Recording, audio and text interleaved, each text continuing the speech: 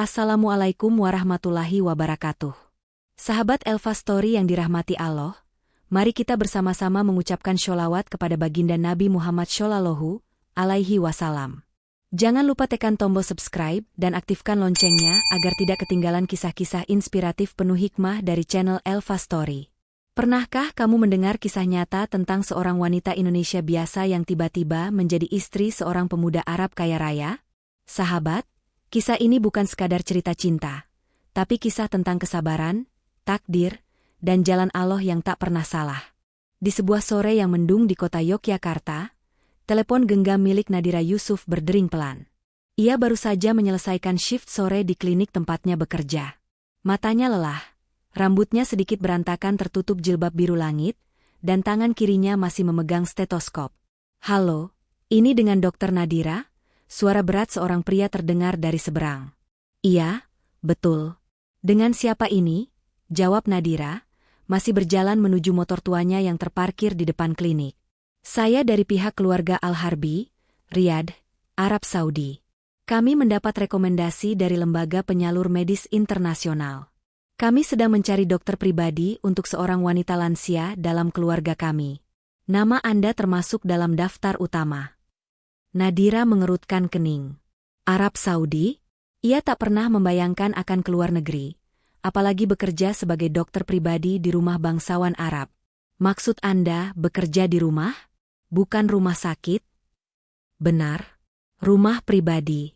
Gaji besar. Fasilitas lengkap. Dan tentu saja, ini kontrak legal. 2 tahun. Sepanjang perjalanan pulang ke kontrakan kecilnya, Nadira tak bisa berhenti berpikir. Ia menatap langit yang mulai gelap, mencoba menimbang. Ia yatim piatu, tak ada yang ditinggalkan selain adik perempuannya yang kini kuliah. Mungkin ini jawaban dari doa-doa panjangnya. 2 minggu kemudian, ia mengucap salam terakhir kepada para tetangganya. Dalam balutan gamis abu-abu dan kerudung senada, ia melangkah menuju Bandara Adi Sucipto dengan hati campur aduk. Riyadh menyambut Nadira dengan langit bersih dan udara yang kering. Ia dijemput oleh sopir keluarga Al-Harbi, lalu dibawa menuju kawasan elit di utara kota.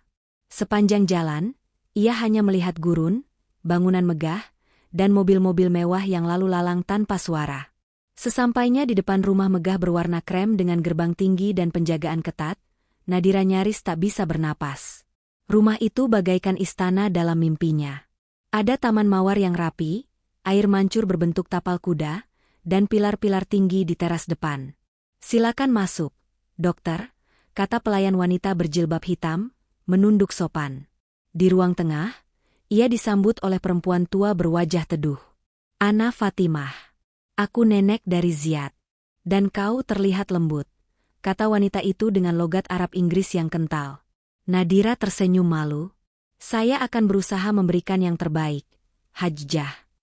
Selama beberapa hari pertama, Nadira mulai terbiasa dengan rutinitas.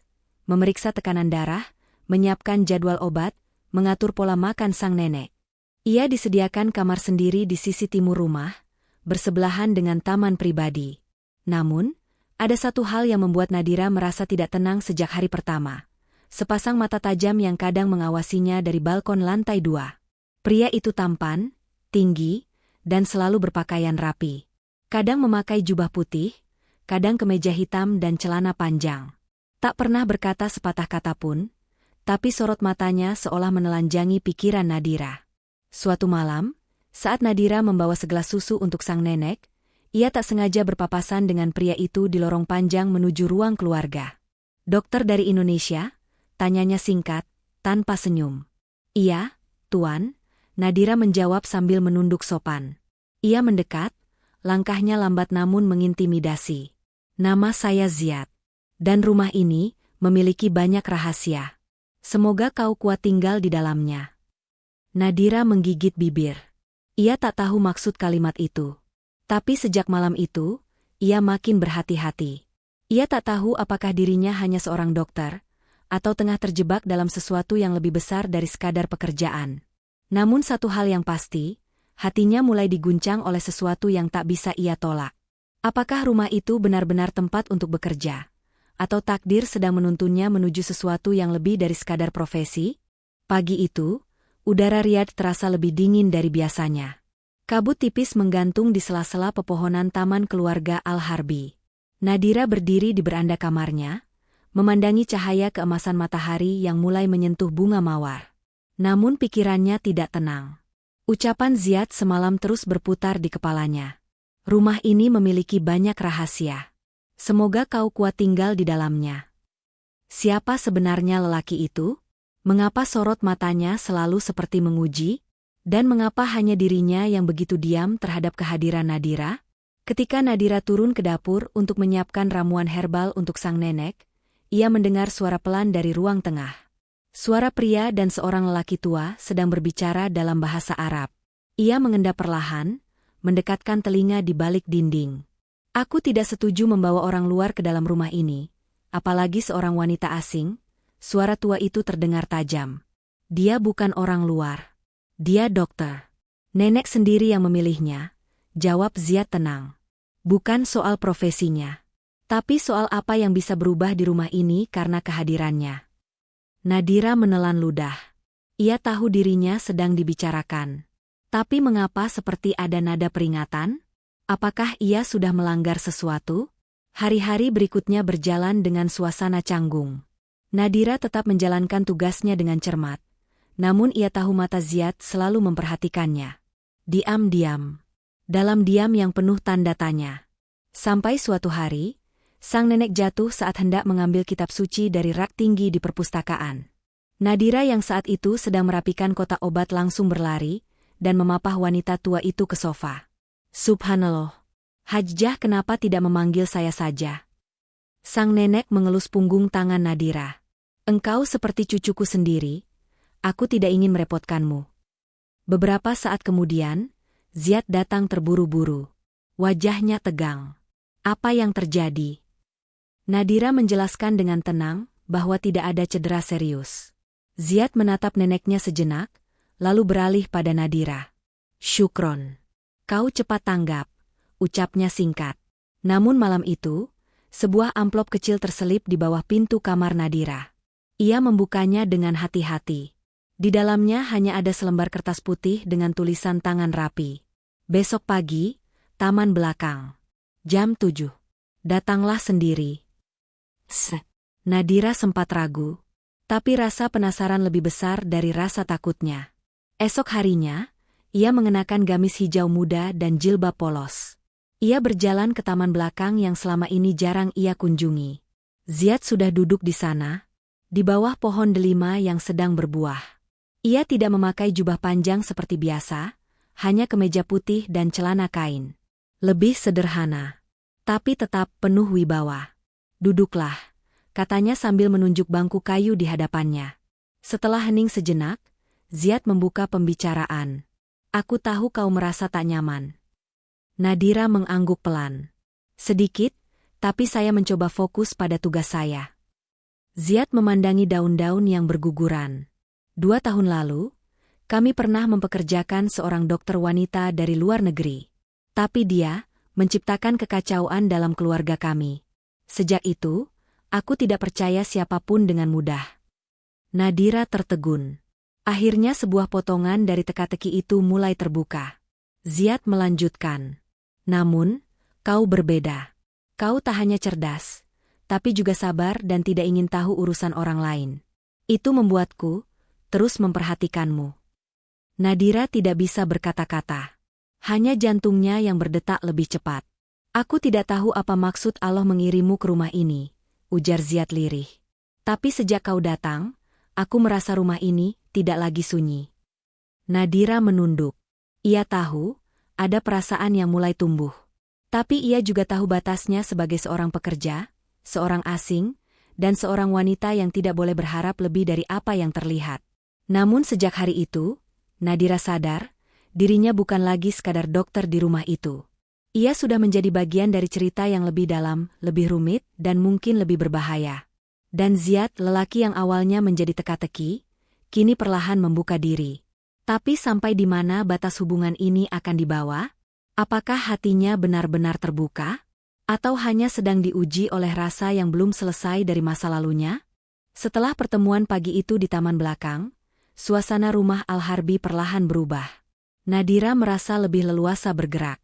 Para pelayan pun mulai memperlakukannya bukan sekadar tamu kontrak, melainkan seperti anggota rumah.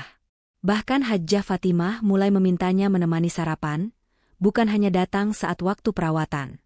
Namun semua itu tak serta-merta membuat hati Nadira tenang. Ia masih belum mengerti maksud ucapan Ziyad terakhir kali mereka berbicara. Aku tidak tahu apa maksud Allah mengirimmu ke rumah ini. Sejak hari itu, Ziyad lebih sering muncul. Kadang hanya menyapa singkat saat Nadira lewat lorong. Kadang ikut duduk di ruang tamu bersama neneknya dan mendengarkan obrolan ringan yang berujung tawa kecil. Tapi yang paling Nadira ingat adalah tatapan matanya. Selalu tajam. Selalu seolah membaca hatinya. Suatu malam, Nadira sedang duduk di ruang bacanya sambil memeriksa grafik tekanan darah Hajjah Fatimah. Di luar jendela, angin gurun bertiup pelan, membuat dedaunan bergerak seperti bisikan. Tiba-tiba, terdengar ketukan pelan di pintu kamarnya. "Silakan masuk," ucap Nadira sambil menoleh. Ziyad berdiri di sana, lengkap dengan jubah putih dan syal ringan melingkar di leher. Ia tidak masuk, hanya berdiri di ambang pintu. "Bolehkah aku bicara sebentar?" tanyanya.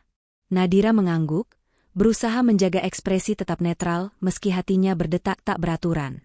Ziyad masuk perlahan, lalu duduk di kursi di depan meja kecil tempat Nadira menaruh alat-alat medis. "Aku akan meninggalkan rumah selama beberapa hari," katanya membuka percakapan. "Ada urusan bisnis keluarga di Jeddah." "Oh," Nadira hanya mampu menjawab singkat. Ziyad menatapnya. "Entah mengapa aku merasa tak tenang meninggalkan rumah ini saat kau ada di sini." "Kenapa, Tuan?" "Karena aku takut." Ziyad terdiam sejenak, lalu menatap mata Nadira. "Aku takut, ketika aku kembali perasaanku padamu sudah tak bisa aku kontrol." Nadira terkejut. Ia tidak tahu harus menanggapi seperti apa. Namun sorot mata Ziyad malam itu tak bisa ia lupakan. Ada kegelisahan yang jujur. Ada pertarungan batin yang nyata.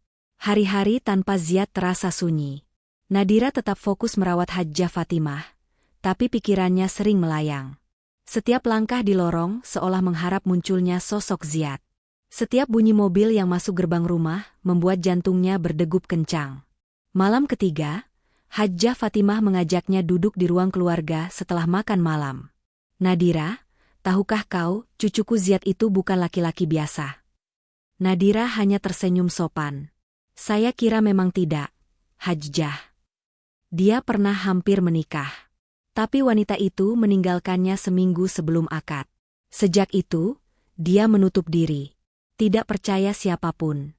Apalagi wanita." Nadira mengangguk pelan. Perlahan, semua mulai masuk akal. Tapi sejak kau datang, dia mulai tersenyum lagi. Ia bahkan duduk lebih lama di meja makan. Itu, sesuatu yang tidak terjadi sejak 2 tahun terakhir. Hajjah Fatimah menatap Nadira penuh arti. "Jika Allah menggerakkan sesuatu dalam hati Ziyad karena kehadiranmu, maka aku ridho. Tapi semua akan tergantung pada bagaimana kau menjaga hatimu sendiri." Nadira menunduk, tak mampu menjawab. Ia tidak ingin menjadi pengganggu dalam keluarga ini. Tapi ia juga tidak bisa membohongi perasaannya sendiri. 3 hari kemudian, Ziyad kembali. Saat mobil SUV putihnya memasuki halaman rumah, Nadira berdiri di balik tirai kamarnya. Ia melihat Ziyad turun, membuka pintu sendiri, dan berjalan cepat masuk rumah. Detik itu juga, jantung Nadira berdetak lebih cepat. Tak lama, ia mendengar langkah kaki mendekat. Dan benar saja, pintu kamarnya kembali diketuk.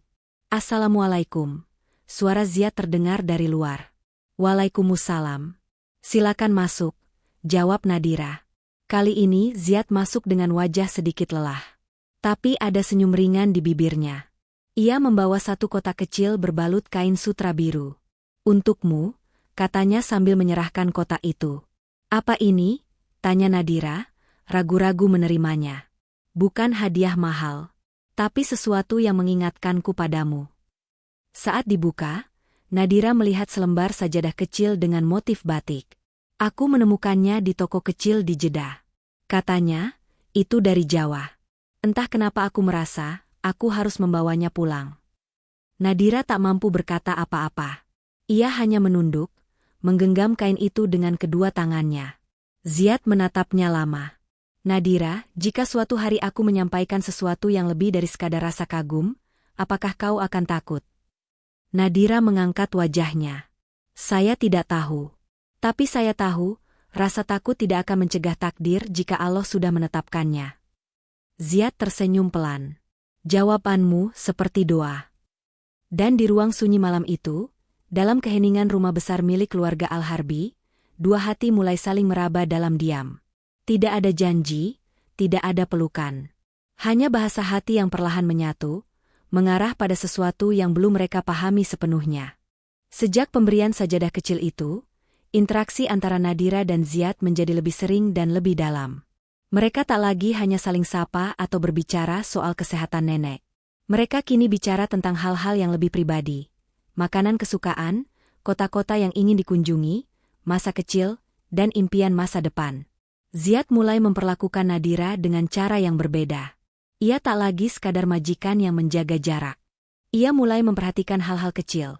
Menyiapkan minuman hangat saat Nadira terlihat letih, meninggalkan buku-buku bacaan Islami di mejanya, bahkan mengatur agar Nadira mendapat waktu istirahat lebih panjang di hari Jumat. Namun semua itu tetap dilakukan dengan batas. Tak pernah melewati adab. Tak pernah melanggar sopan santun. Namun yang tak bisa dibendung adalah getar halus yang mulai tumbuh di hati Nadira.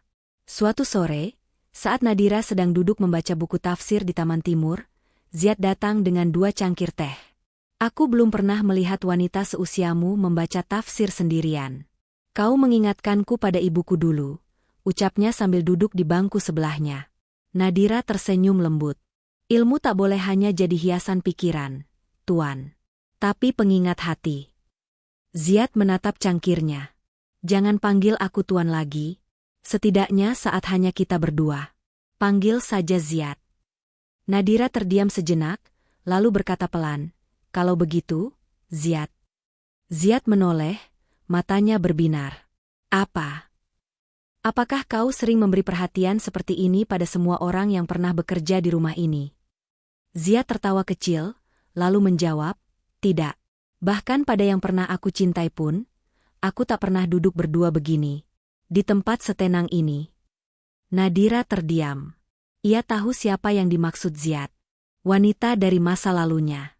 Yang konon meninggalkannya di hari-hari terakhir menjelang pernikahan. Ziyad melanjutkan, kadang aku berpikir, Allah menaruh luka di hidup kita supaya kita tahu rasanya ketika ada seseorang yang datang untuk menyembuhkannya. Kata-kata itu menembus hati Nadira lebih dalam dari yang ia perkirakan. Ia tak berani menjawab. Tapi matanya sedikit basah. Ia hanya menunduk, membiarkan angin sore gurun menyapu wajahnya yang mulai hangat. Beberapa hari kemudian, keluarga besar Al-Harbi mengadakan acara makan malam besar menyambut saudara jauh yang datang dari Madinah. Semua anggota keluarga hadir. Nadira pun diundang secara resmi oleh Hajjah Fatimah untuk turut serta. Ia mengenakan gamis lembut berwarna krem muda dan jilbab berenda tipis. Bukan untuk menarik perhatian, tapi agar ia tetap terlihat pantas di tengah keluarga bangsawan. Saat ia melangkah masuk ke ruang makan utama, semua mata menoleh. Tapi yang paling tajam adalah mata Ziyad. Ia memandangi Nadira tanpa berkedip, lalu tersenyum perlahan. Senyum yang menyimpan sesuatu. Ketika semua sibuk menyantap makanan khas Najd dan gurauan antar kerabat, Ziyad menghampiri Nadira yang sedang berdiri memandangi koleksi lukisan tua di dinding ruang tengah. Kau cantik malam ini, bisiknya lirih, nyaris tak terdengar. Nadira tak berbalik. Hanya berkata pelan, saya datang bukan untuk dipuji, tapi untuk menghormati undangan Hajjah. Ziyad mendekat sedikit. Kau tahu, aku ingin sekali membawa ibuku ke sini dan mengenalkanmu. Tapi dia sudah lama wafat. Nadira baru berbalik menatap wajah Ziyad. Kalau ibumu masih hidup, apakah dia akan menyukai saya? Ziyad menatapnya dalam-dalam. Ibuku adalah wanita dari Yaman. Ia menyukai perempuan yang sabar, tahu diri, dan tak pernah menuntut. Jika ia masih hidup, dia pasti memelukmu seperti anaknya sendiri. Detik itu juga, Nadira tahu bahwa hatinya sudah tak bisa lagi menjaga jarak. Malam itu, saat ia kembali ke kamar dan duduk di atas sajadah pemberian Ziyad, ia menangis dalam doa. Ia memohon kepada Allah agar jika perasaan ini salah, maka tolong dicabut perlahan. Tapi jika benar, maka biarlah semua ini mengalir sesuai takdir. Dan pada malam yang sama, di ruang kerjanya yang sunyi, Ziad juga duduk lama di depan cermin. Ia memandangi wajahnya sendiri, lalu berkata pelan pada bayangannya. Aku tidak tahu bagaimana caraku menyampaikan, tapi aku yakin, aku tidak lagi sekadar kagum padanya. Di antara dinding batu, gelas teh, dan sajadah kecil dari Jawa, dua hati kini berdetak dalam arah yang sama. Tapi mereka tahu, sebelum langkah berikutnya diambil, masih ada tembok tinggi yang harus dilewati. Tradisi, status, dan keikhlasan untuk menerima masa lalu masing-masing. Riyadh memasuki musim panas.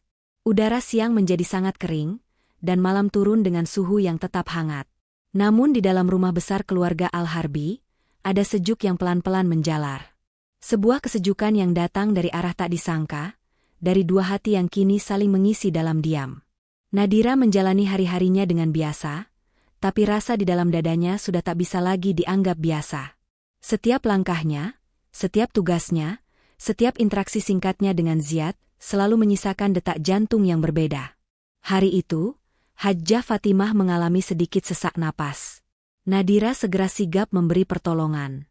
Setelah menenangkan dan memantau kondisi vital sang nenek selama hampir 2 jam, Nadira duduk di samping tempat tidur sambil mengelus tangan sang pasien.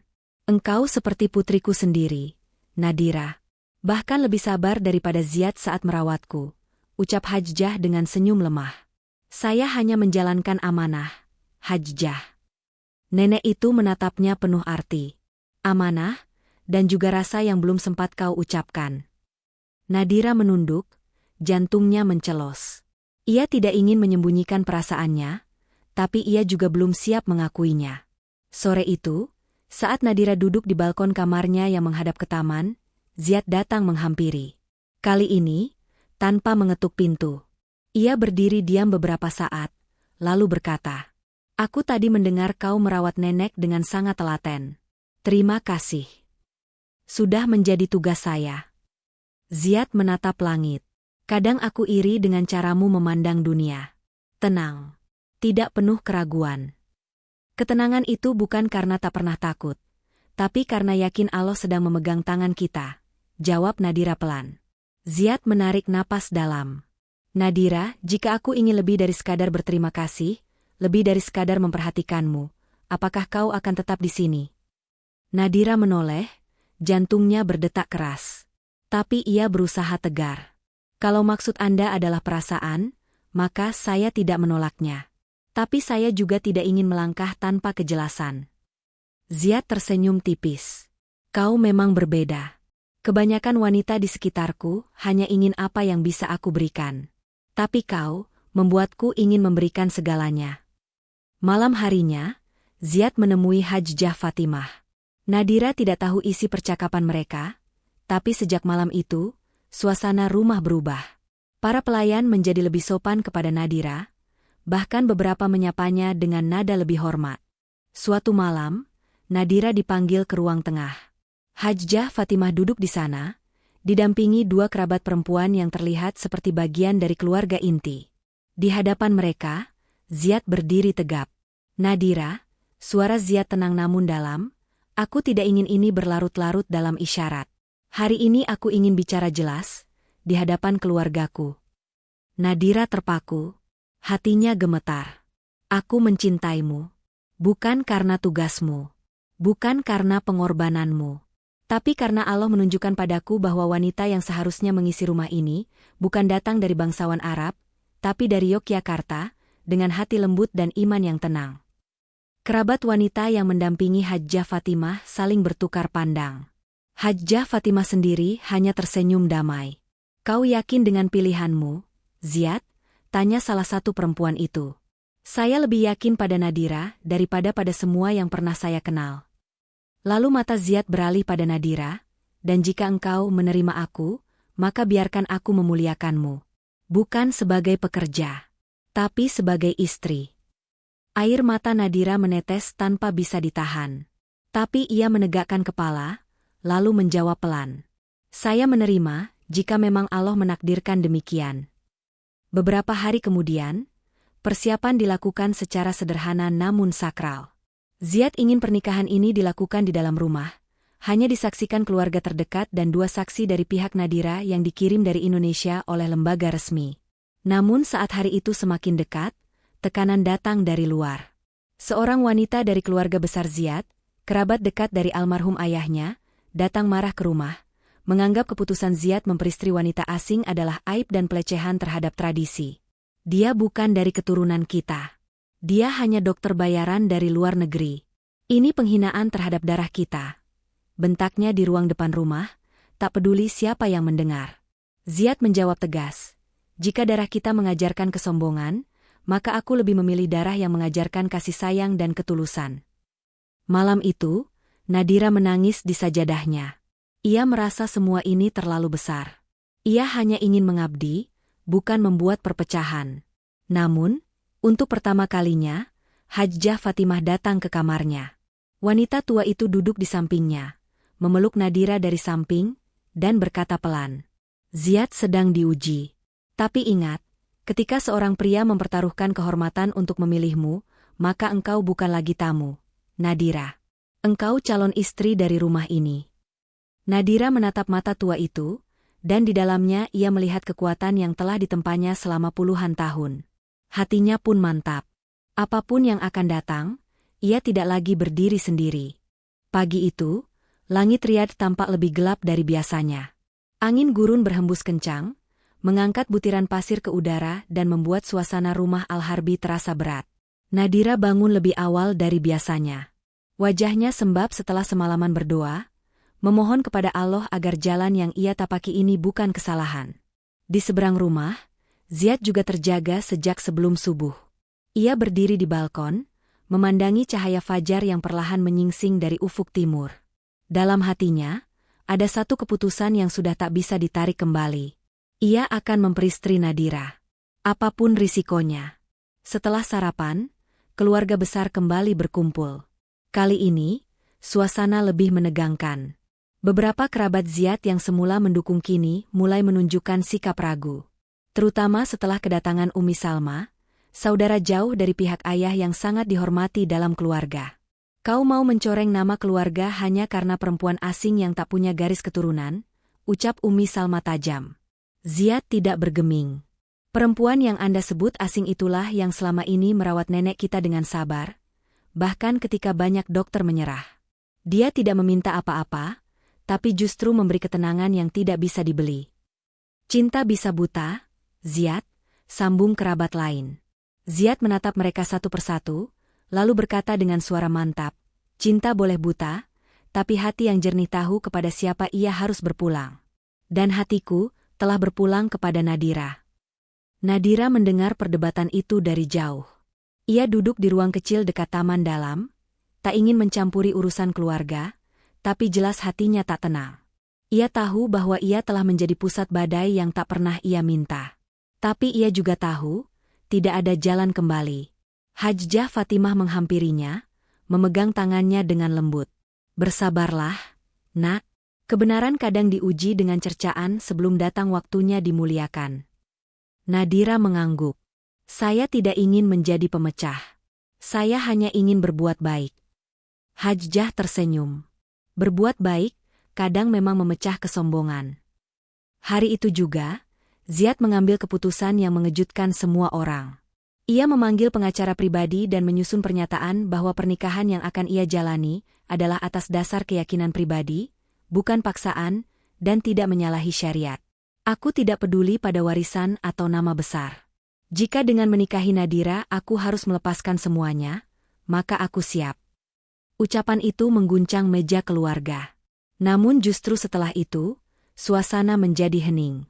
Bahkan Umi Salma, yang paling keras menentang, hanya terdiam. Ia menatap Ziyad lama, lalu menghela napas panjang. "Jika engkau rela kehilangan segalanya demi dia, maka aku tak bisa menghalangi. Tapi ingat, Ziyad, jangan sampai kau menyesal." Ziyad menatap Umi Salma dalam-dalam. "Jika aku menyesal, maka itu bukan karena Nadira, tapi karena aku terlambat memperjuangkannya." Malam itu, Nadira dipanggil ke ruang utama. Di sana, seluruh anggota keluarga besar telah berkumpul. Hajjah Fatimah duduk di tengah, diapit dua perempuan tua, dan Ziyad berdiri di sampingnya. Nadira binti Yusuf, suara Hajjah pelan namun tegas, malam ini, di hadapan keluarga kami, dan dengan nama Allah yang Maha Pengasih, kami ingin meminangmu untuk cucu kami, Ziyad bin Talal Al-Harbi. Apakah engkau bersedia menerima lamaran ini, dengan segala kehormatan dan tanggung jawabnya? Nadira berdiri, tubuhnya gemetar. Ia menatap Hajjah, lalu Ziyad yang tak berkedip menatapnya penuh harap. Saya bersedia.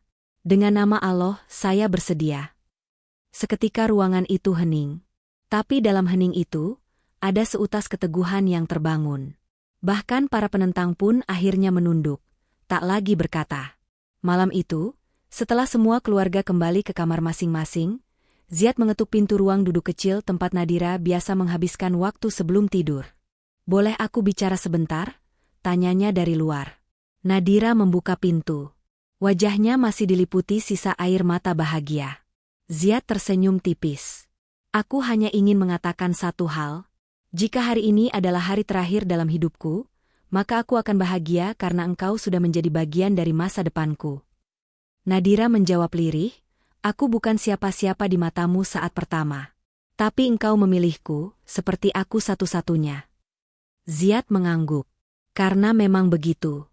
Kau satu-satunya yang mampu membuatku melihat dunia dengan tenang, tanpa harus merasa sempurna. Dan malam itu, dua hati yang selama ini hanya saling menunggu dalam doa, akhirnya bersatu dalam ikatan restu. Tak ada pesta mewah. Tak ada undangan ribuan orang.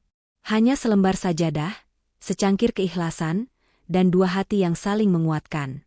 Namun, ujian belum berakhir.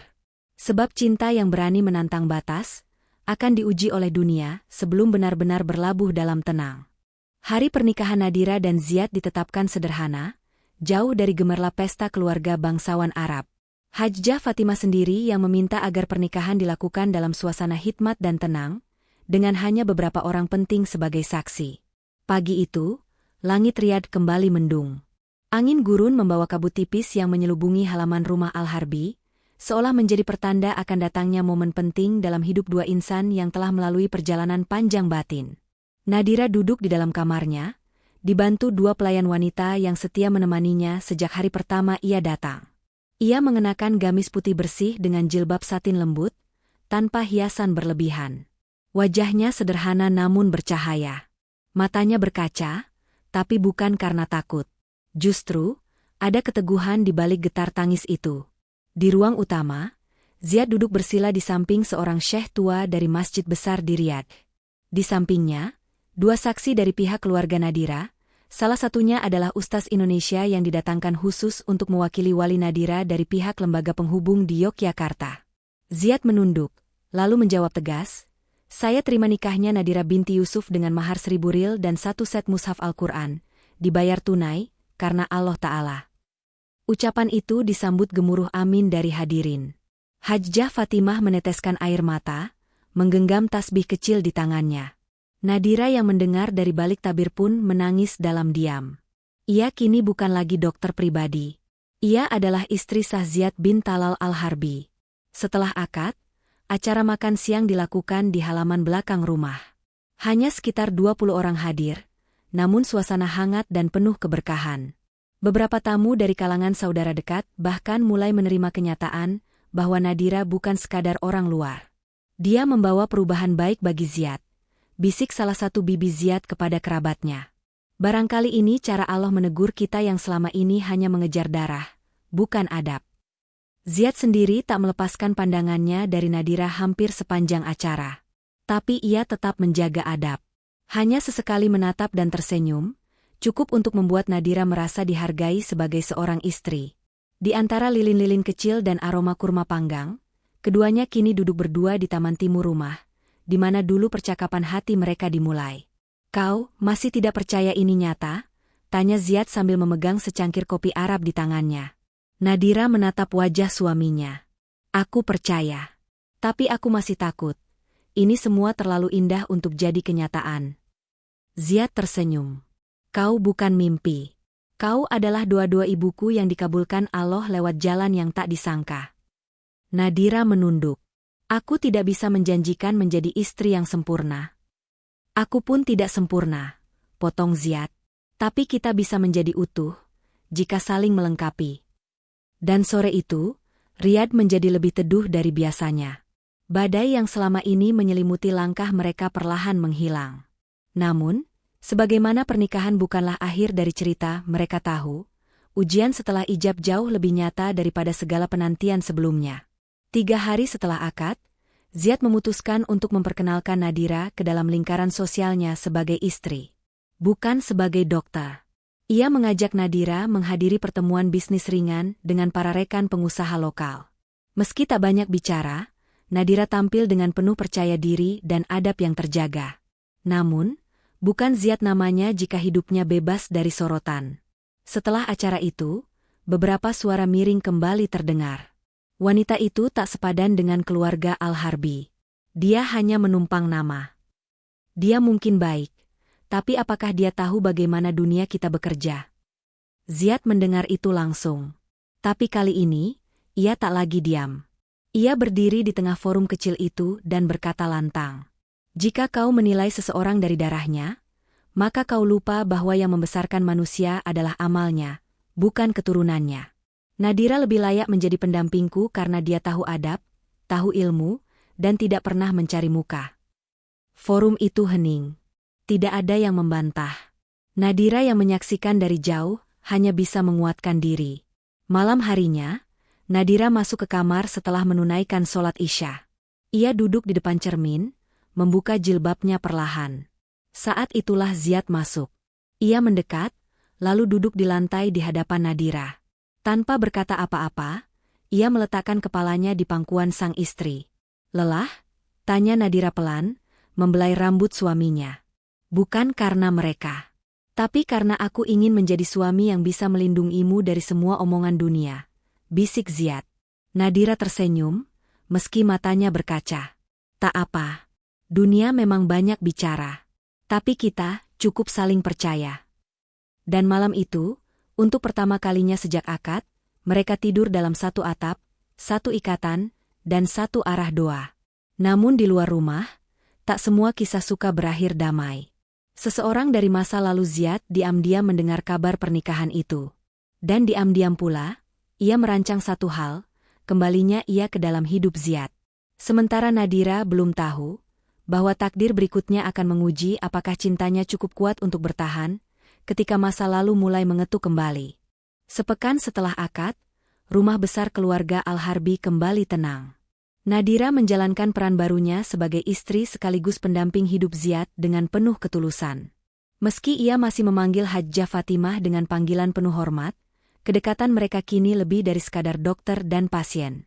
Ziad semakin terbuka.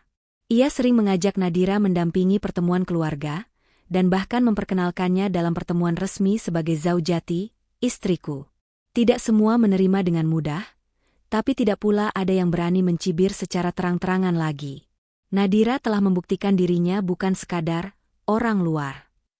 Namun pada suatu siang, rumah besar itu kedatangan tamu tak diundang. Seorang wanita Arab dengan pakaian mewah dan gaya angkuh melangkah masuk ke ruang utama, didampingi sopir pribadi. Ia membawa aroma masa lalu yang belum sepenuhnya hilang.